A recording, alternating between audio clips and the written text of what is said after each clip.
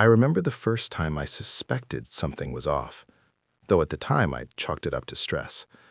My husband, Mark, had been traveling a lot for work. Sales trips, conferences, client dinners, and I tried not to overthink it. He's always been charming, the kind of guy who makes everyone in the room like him instantly, which was one of the things I loved about him. But charm can be a weapon when wielded carelessly, and I didn't realize that until later. I guess what started gnawing at me were the little things. Receipts that didn't line up with the places he said he'd been, text messages that seemed to disappear when I looked over his shoulder, and that tired, guilty energy he carried home, like he had a secret too heavy for him to manage alone. At first, I told myself I was paranoid. I told myself that I was just imagining patterns where there weren't any. But something in the pit of my stomach didn't lie. It was a Thursday morning when it really hit me. Mark had just returned from a 3-day conference in Chicago. He came home smelling like cologne that wasn't his, with a new tie tucked in his suitcase that he swore was a gift from a client. I watched him move through the apartment with his usual practiced ease, juggling his bag, phone, and laptop, while I quietly sipped my coffee at the kitchen counter. I wasn't trying to be suspicious. I was just watching. And then I noticed it. His receipts. He always tossed them into a little envelope in his coat pocket, and I had the habit of sorting mail and odds and ends while he unpacked. I pulled out a few from the pile, just casually flipping them over. Lunch at a place I had never heard of in downtown Chicago, a cab ride he never mentioned. Dinner at a steakhouse that didn't fit with the fancy client dinner he described at a rooftop bar. None of it matched, not even close. My heart started racing, but I tried to calm myself. Maybe he had forgotten details. Maybe the clients had changed plans last minute. That's what I told myself, even as a cold, sinking dread crept in. I couldn't focus at work that day. I kept going over the receipts, matching dates and times, and each one felt like another thread unraveling the story he had told me. I started replaying our phone conversations in my head, noticing little slips, a pause before he answered certain questions, vague descriptions of people he met, the way he avoided telling me exactly where he had dinner. I remember staring at my computer screen, pretending to work, while my mind went in circles. It was like watching a slow-motion car crash. You can't look away, even though every detail fills you with dread. That night, he came home later than usual. He claimed there was a client meeting that ran over, and I nodded, smiling through the tension in my chest. I wanted to ask him directly about the discrepancies in the receipts, but fear held my tongue. Fear of what he might say, fear of confirming what I didn't want to see. Instead, I watched him unpack quietly. The apartment smelled faintly of his cologne mixed with something else, something I couldn't place, and that smell made me queasy in a way I hadn't experienced before. He left his phone on the counter, a careless mistake, and for a split second I considered looking through it. My fingers hovered over the device, and then I pulled back. I couldn't do it. Not yet. I needed proof. I needed certainty before I destroyed what I had left of my own composure. The next morning, I started keeping a log. I wrote down every trip he mentioned, every client meeting, every dinner, every drink. I even marked the receipts I found. It felt like I was preparing for battle, but it was worse than that. It was like I was digging a grave for my own happiness, one detail at a time. And as I wrote, the pattern became clearer. He wasn't just stretching the truth. He was lying in ways that hurt deep, that weren't just about forgetting or exaggeration. He was building a narrative to cover something, and my gut told me exactly what it was. I didn't want to believe it, but there was no denying the evidence that was stacking up in front of me. By the end of the week, I couldn't take it anymore. I decided I needed to confront him, not in anger, not with screaming, but with questions I needed answers to. I remember sitting on the couch, the weight of the entire week pressing on my shoulders, the receipts neatly stacked in front of me, my hands shaking. When he walked in, I could see he knew something was coming. There's a certain tension that hangs in the air when both people know a confrontation is inevitable, and the anticipation is almost more painful than the confrontation itself. "Mark," I started, trying to keep my voice steady, "we need to talk about your trip to Chicago." He froze for a split second, just long enough to confirm the suspicion that had been gnawing at me. Then he tried to smile. "What about it?" he asked, but the smile didn't reach his eyes. It was the kind of smile someone uses when they're about to lie or when they're caught in a lie. I held up the receipts. "These don't match what you told me. Lunches, taxis, dinners, everything. Can you explain this? For a moment, he was quiet. I could see him calculating, trying to figure out the best story, the story that would keep me from pulling the thread too hard. But I wasn't going to let him wiggle out. I needed the truth. My stomach was in knots, my hands were cold, and I felt a strange mix of anger and sorrow that I had never felt before.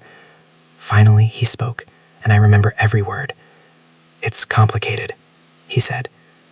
That phrase, so casual, so understated, was the first real crack in the armor of our marriage that I had been noticing for months. "I didn't want to worry you. It's just a situation that got out of hand." "What situation?"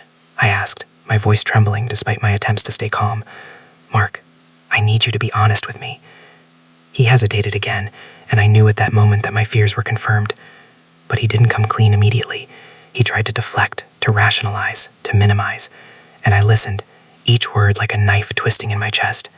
It was surreal, hearing him talk around the truth, knowing exactly what he was hiding, seeing the guilt in his eyes that he couldn't fully mask.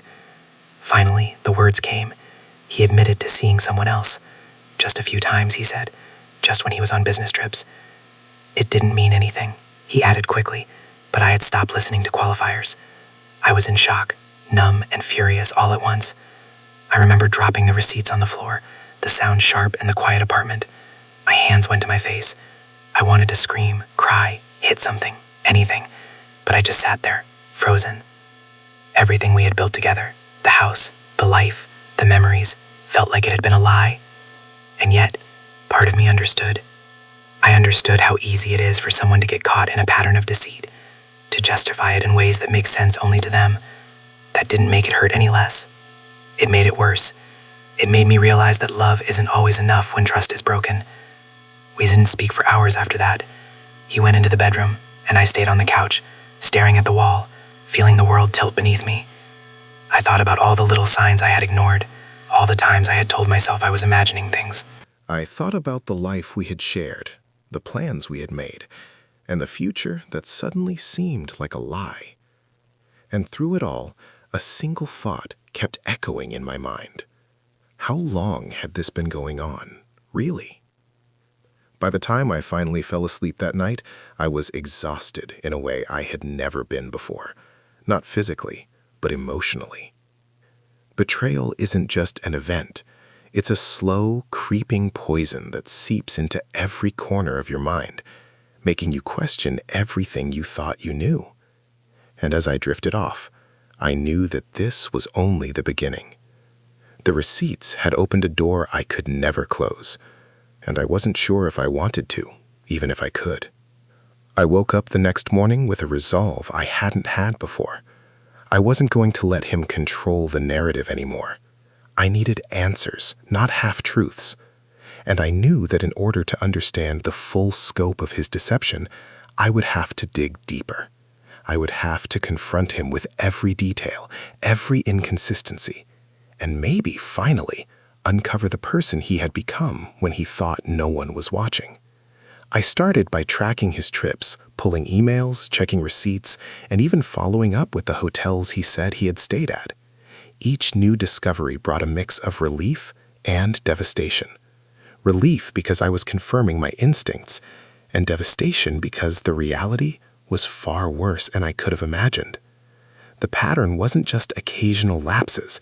It was a systematic betrayal, calculated and repeated, and it was happening right under my nose while I trusted him completely.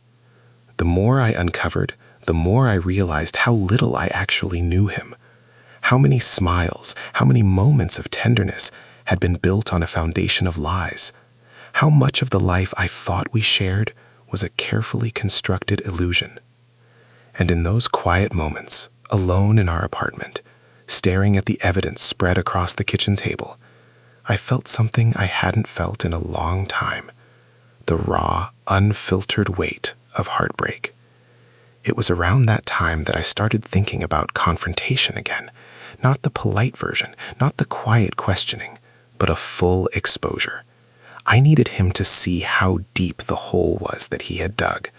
I needed him to face the truth of his actions, to feel the consequences of every lie. And yet, even as I planned my next move, there was fear. Fear of what would happen when he finally realized I knew everything. Fear of the anger that might spill over. Fear of the silence that could consume us entirely. I knew I was at a crossroads. I could confront him now with all the evidence laid bare and risk everything falling apart in a single night.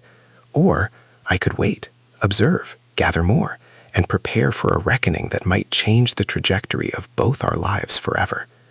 I chose the latter, not out of patience, but out of strategy, out of a need to understand fully before acting. And as I sat there, receipts and emails in front of me, my mind racing through possibilities and outcomes, I realized that trust once broken is never truly repairable. It can be rebuilt, maybe, but the cracks always show. And in those cracks, the truth had already begun to shine. After that first wave of shock, the days blurred into a strange, hollow routine. I went through the motions, work, cooking, errands, pretending that everything was normal. But underneath it all, I was tracking him like a detective, cataloging every detail, cross-referencing receipts, emails, even checking his location when he forgot to turn off his phone's GPS. It wasn't healthy, I knew that, but it felt like the only way to protect myself from the next lie. And the deeper I dug, the more I realized how meticulously he had covered his tracks. It wasn't just a slip-up or a one-time mistake. It was a carefully choreographed double life that had been unfolding right under my nose. I remember one afternoon, about a week after the initial confrontation, sitting in the Starbucks near our apartment, laptop open, headphones in, staring at a spreadsheet I had created. Each row represented a trip, each column a detail: flights, hotel charges, dinner receipts, phone location, client names, and with each line, the pattern emerged. He wasn't just seeing someone else casually. He had routines, schedules, patterns that matched up perfectly with the trips he had claimed were for work. I felt bile rise in my throat, a mix of anger and humiliation. How many smiles had he given me, knowing he was lying? How many times had I laughed at his jokes, thinking he was just being charming, when in reality, he was practicing the same charm on someone else? I couldn't sleep that night. I paced the apartment for hours, the receipts in my hand, the emails open on my laptop, imagining the conversations he had, the lies he told, the stories he crafted. And I kept asking myself the same question: why? Was it about thrill, escape, attention, or just selfishness? I wanted a reason that made sense, something that wouldn't completely shatter the man I thought I knew. But there wasn't one. There never is. Betrayal doesn't need a reason. When Mark came home the next evening, I was waiting, not in an angry, accusatory way, but calm, measured, almost eerily so. I had printed out some of the evidence, the most undeniable parts, and laid them on the kitchen counter. He walked in, carrying his usual air of confidence, the scent of his cologne filling the small apartment. But when he saw the papers, the confidence drained.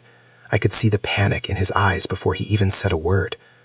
"Where did you get these?" he asked, his voice tight. "I put them together," I said simply. "Every trip, every receipt, every hotel charge, it all lines up. I know everything, Mark."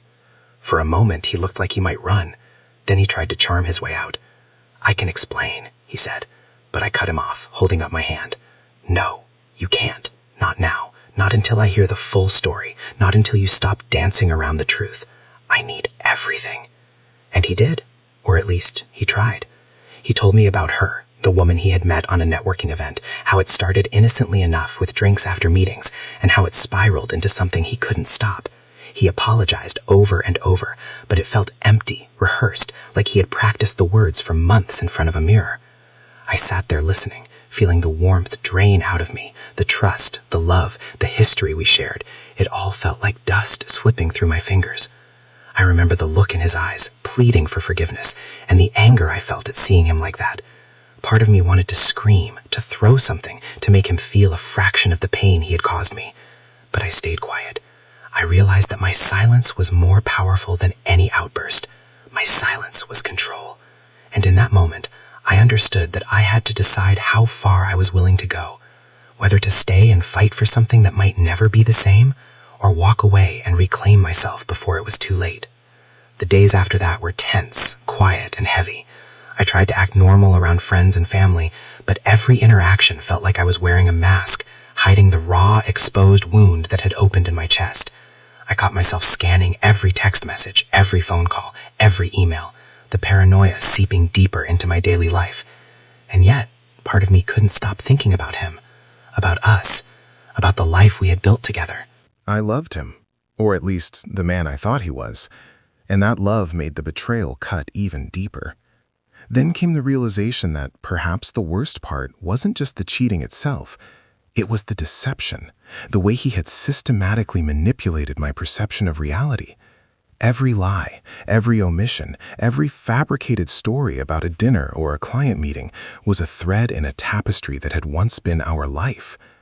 And pulling at those threads, unraveling the fabric, made me feel both empowered and powerless at the same time. I was gaining clarity, yes, but the clarity came at a cost. It came with a deep, gnawing sadness that I couldn't shake. I started keeping a journal, writing down everything I observed, every detail, every thought, every feeling. I called it my map of betrayal, though that sounded dramatic even to me. I wrote about the way his cologne clung to the sheets when he returned from trips, the new credit card charges I found tucked in the bills, the subtle changes in his behavior, the way he avoided eye contact, how he suddenly started taking longer showers, the tiny lies about client lunches that I had caught him in before. Each entry was a mix of horror and fascination, a diary of a life that was simultaneously mine and completely foreign. One night, I couldn't sleep again, and I found myself in the bedroom staring at him as he slept.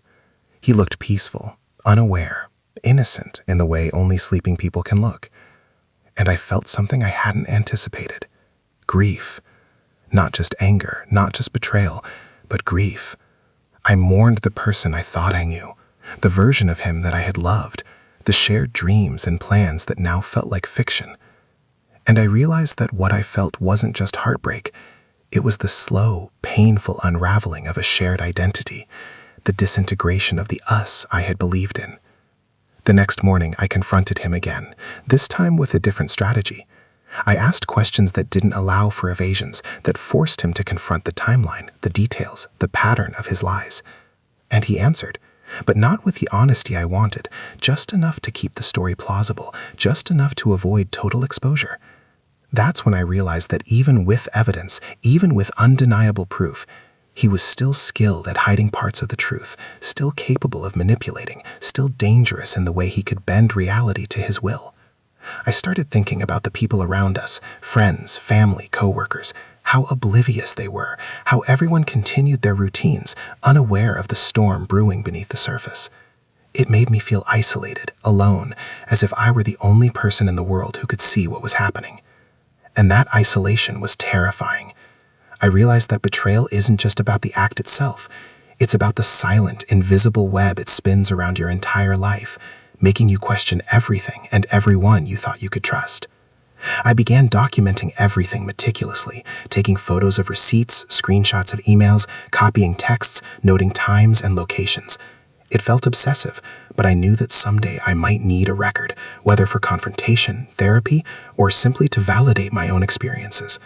There was power in documentation, a sense of reclaiming control over a reality that had been hijacked. And yet, even with all that control, the emotional weight remained. Every detail I uncovered was a fresh wound, reopening the heartbreak over and over again, forcing me to relive it in excruciating detail. Then came the day when I decided to test him, not in a cruel way, not to entrap him, but to see if he would slip, to see if he was truly committed to transparency, or if he would continue his pattern of deception. I fabricated a small scenario about a fake work dinner I supposedly had, and I watched him, carefully observing his reactions, his words, the micro-expressions on his face.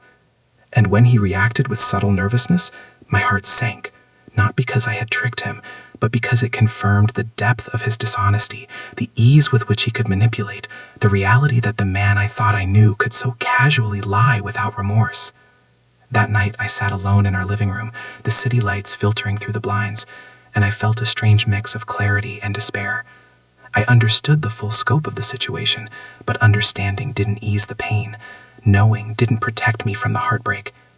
And in that quiet, dark apartment, I realized that the path forward was going to be brutal, messy, and painfully slow.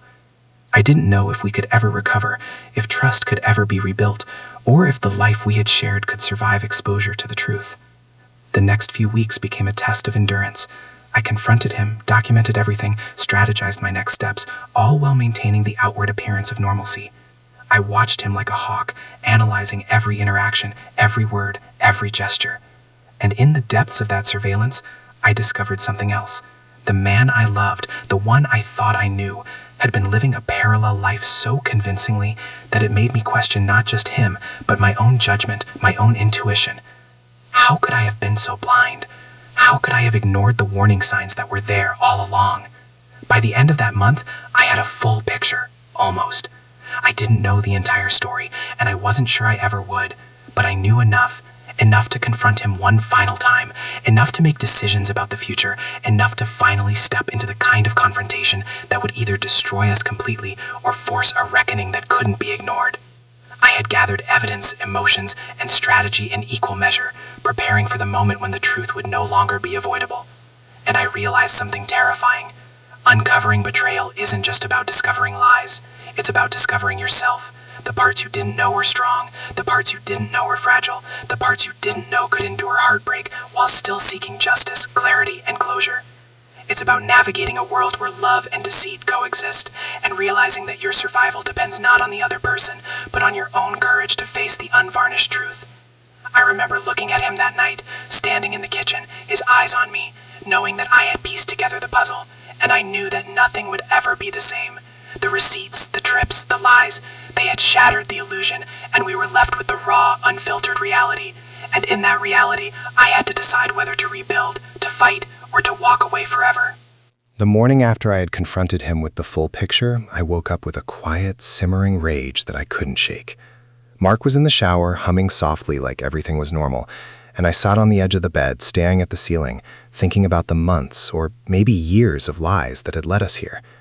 I kept replaying his words in my mind, the casual confessions, the excuses, the half-hearted apologies. It wasn't just the infidelity. It was the way he had normalized deception, how he had made it feel like a minor thing, like it was just part of being on the road or being successful.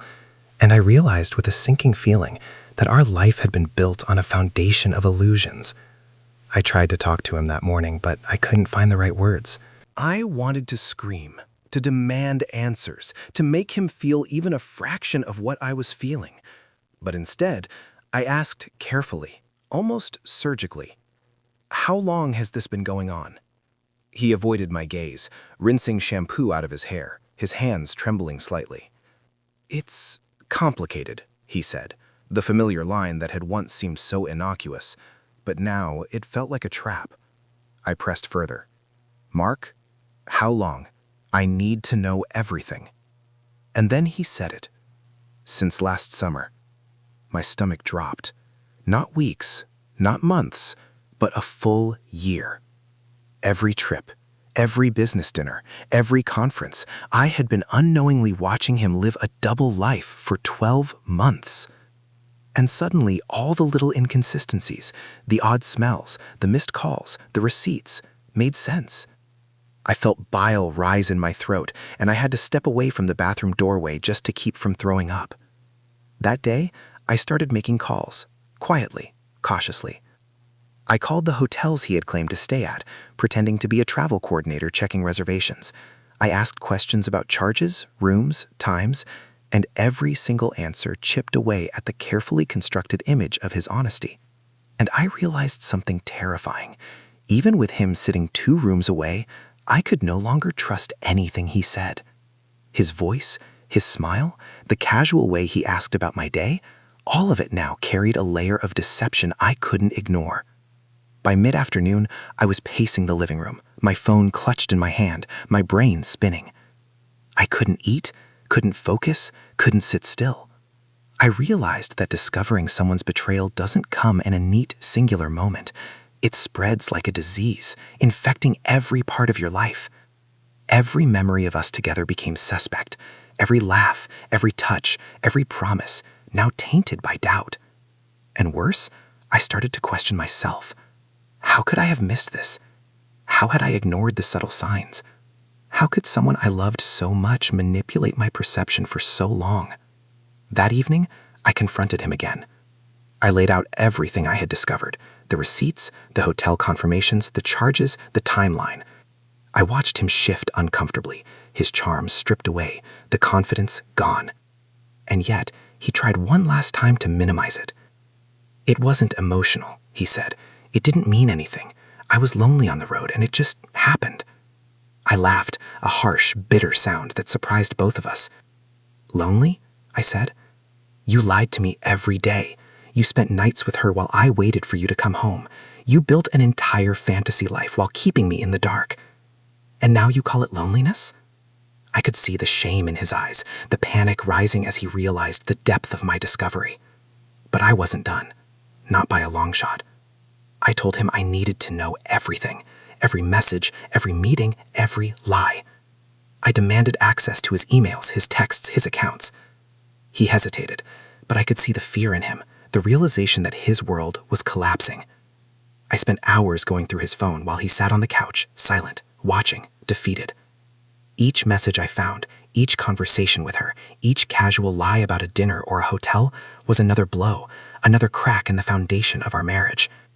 And with each revelation, my anger grew, not just at him, but at the audacity, the manipulation, the calculated ease with which he had deceived me.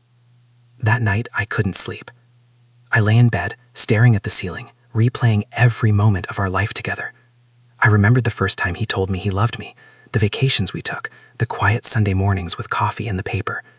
And I realized that some of those moments might have been genuine, might have been real. But how could I ever be sure? The doubt crept in, a constant shadow that refused to leave. I felt like I was living in a house built on sand, each step threatening to collapse the walls around me. The next week, I started noticing little things I had missed before. The way he avoided certain streets on his way home, the subtle changes in his routine, the extra care he took with his appearance before a business dinner. I began keeping a meticulous calendar, tracking every detail, creating a visual map of his lies. I even started following him discreetly, not to spy maliciously, but to verify what he claimed. And every time I confirmed another lie, the heartbreak deepened. It wasn't just the infidelity, it was the realization that the man I thought I knew, the person I loved, had been living a life parallel to mine, one that excluded me entirely. It wasn't long before I discovered something else. She wasn't just someone he met once or twice. She had become a fixture in his life, a secret world he maintained alongside his marriage. There were texts, photos, and even plans that overlapped with ours, carefully scheduled to avoid conflict. I felt sick, overwhelmed, furious. How could he have managed it so smoothly, so calmly? And yet there it was, proof of a life I had no part in, a life he had built while pretending to be my partner, my confidant, my husband. I confronted him again, holding the phone in my hand like a weapon.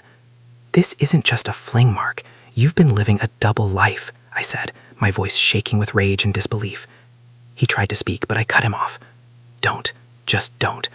I need you to understand the gravity of what you've done. Every lie, every meeting, every kiss, everything. It's here, and I know. He slumped on the couch, defeated, silent. For the first time, he looked truly small, vulnerable, stripped of all pretense.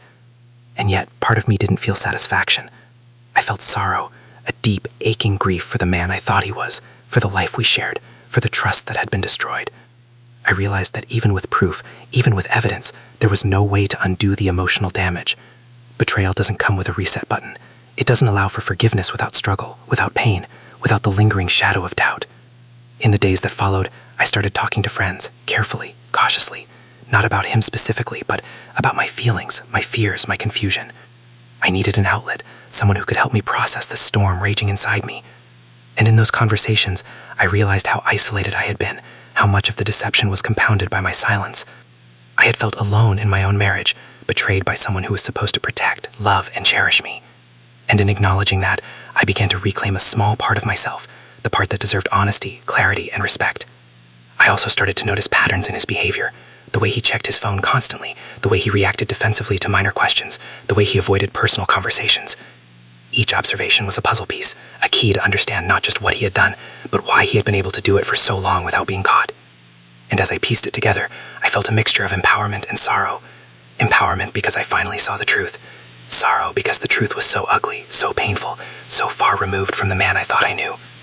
By the end of the month, I had built a timeline, a dossier of his deception, a comprehensive record that chronicled every lie, every meeting, every betrayal. It was exhausting, emotionally draining, but necessary.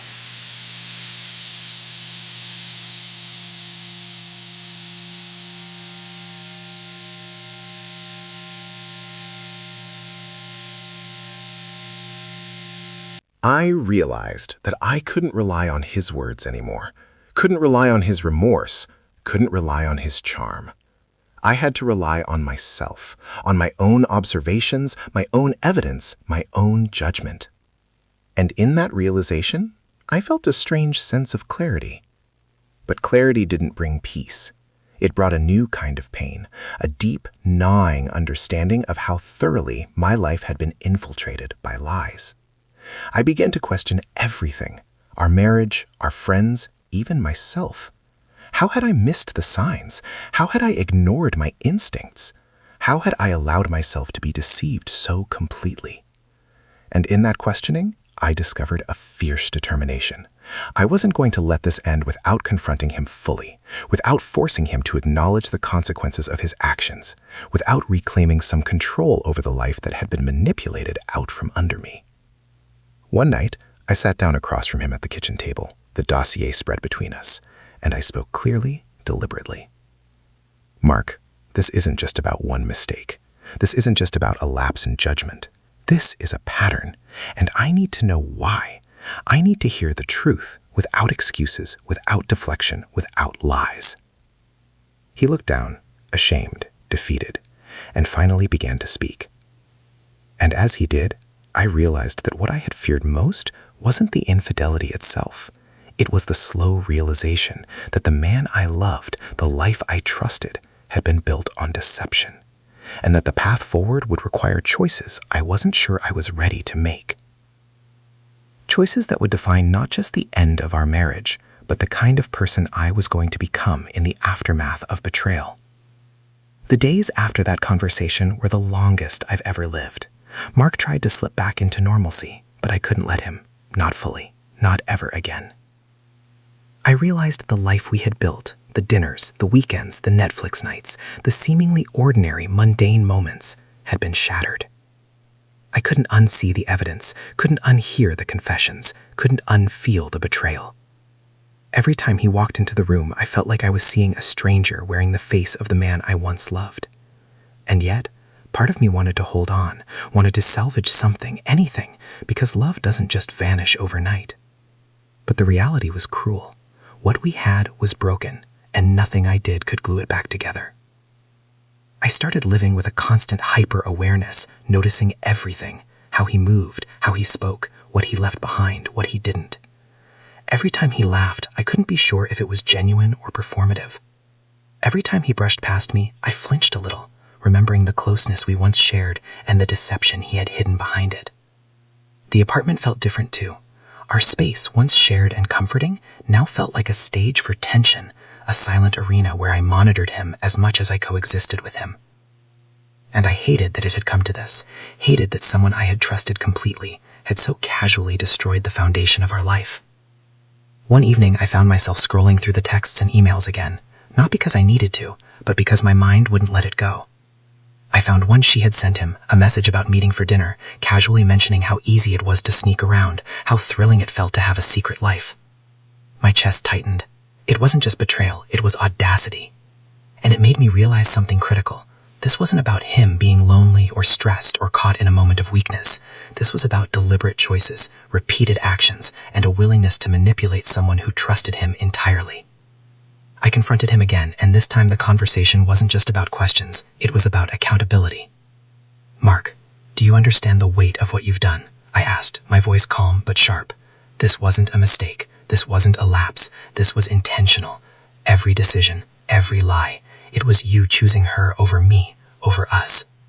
And I need to know if there's even a chance that we can rebuild, or if this is the end. He looked down, silent for a long moment, his hands fidgeting. Finally, he said, I don't know. I'm sorry. I really am. I never wanted to hurt you like this. But his words felt hollow, rehearsed, insufficient. I had heard the apologies before. What I needed was honesty, clarity, and the truth of whether he was committed to change. And in that silence, in the way he avoided my gaze, I realized that perhaps the love I had for him wasn't enough to repair what had been broken. I started thinking about the future, the apartment, the life, the routines. I realized that staying together would mean walking on a tightrope of suspicion, doubt, and constant verification. I would always be monitoring, always questioning, always haunted by the evidence I had uncovered. Could I live like that? Could I trust him again? And the answer became painfully clear. No. Trust, once shattered, doesn't rebuild itself overnight, and I wasn't sure I even wanted it to. Not if the cost was my peace of mind. So I began planning my exit. Not in anger or spite, but in a deliberate, measured way. I documented everything I needed, separated finances, and mentally prepared for the confrontation that would finalize our separation. The hardest part wasn't telling him. I had rehearsed that in my head 1,000 times. It was letting go of the vision I had had for my life, the marriage I had believed in, the love I thought was unshakable. But I also realized that holding on to him, to what we had, would only prolong the heartbreak, the betrayal, and the slow erosion of my own sense of self. When I finally sat him down, the air was thick with tension, the apartment silent except for the hum of the refrigerator. I looked him in the eyes and said, "Mark, this is over. I can't do this anymore. I can't trust you. I can't live in a life that's built on lies. You made your choices, and now I'm making mine." He didn't argue. He didn't plead. He just nodded, his face pale, defeated. And in that moment, I felt a strange mixture of relief and sorrow. Relief that the decision was finally made, that the weight of betrayal would no longer hang over me like a storm cloud, and sorrow for the life we had lost, for the love that had been real at one point, and for the dreams that would never come true. The following weeks were messy, painful, and emotionally exhausting. There were legal matters to address, shared responsibilities to untangle, and memories that haunted me. Friends and family were supportive, but even they couldn't fully grasp the depth of the emotional betrayal I had experienced. I spent nights awake, staring at the ceiling, reliving moments, questioning myself, questioning him, questioning how someone could so casually destroy something so precious. And yet, through it all, I began to feel something I hadn't in months, a flicker of control, of power, of reclaiming my life. I started taking care of myself again, really taking care of myself. I reconnected with old friends, threw myself into work, started journaling more intentionally, and allowed myself to grieve. I realized that healing wouldn't be linear. Some days I would feel rage, other days heartbreak, and some days a fragile sense of peace. But through it all, I was moving forward, step by step, reclaiming the life that had been stolen by deceit. And slowly, the memories of him, the lies, the betrayal, the manipulation, began to lose their power over me. I wasn't erasing them. I wasn't pretending they didn't happen. I was acknowledging them, confronting them, and deciding that they no longer defined the trajectory of my life. I learned that betrayal is like a scar. It stays with you, a reminder of what you endured, but it doesn't have to dictate your future. In the end, I realized that finding out about his infidelity wasn't just about uncovering lies. It was about discovering my own strength, resilience, and capacity for clarity and judgment.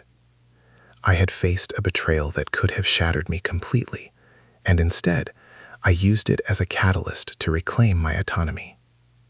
The apartment felt lighter after he moved out, the air clearer, and for the first time in months, I felt like myself again, fragile but unbroken, cautious but empowered, wary but awake. I never stopped feeling the sting of what happened, and some nights the grief still hits me like a wave, sudden and unrelenting. But I know now that I survived it. I survived him. I survived the deception, the lies, the betrayal. And in surviving, I found clarity. That love is precious, trust is sacred, and no matter how deep the wound, there is always a way to reclaim yourself, rebuild your life, and move forward with your eyes open, heart wary, but unafraid. I found out my husband was cheating when his business trip receipts didn't match his story. And while the discovery nearly broke me, it also revealed something I didn't know I had: the strength to walk away, the courage to demand honesty, and the clarity to see that some doors, once opened, cannot and should not be closed again. I carry the lessons, the scars, and the heartbreak with me, but I also carry freedom. And for the first time in a long time, freedom feels like breathing again. The future is uncertain, messy, and raw, but it's mine, completely mine. And that, more than anything, feels worth everything I lost.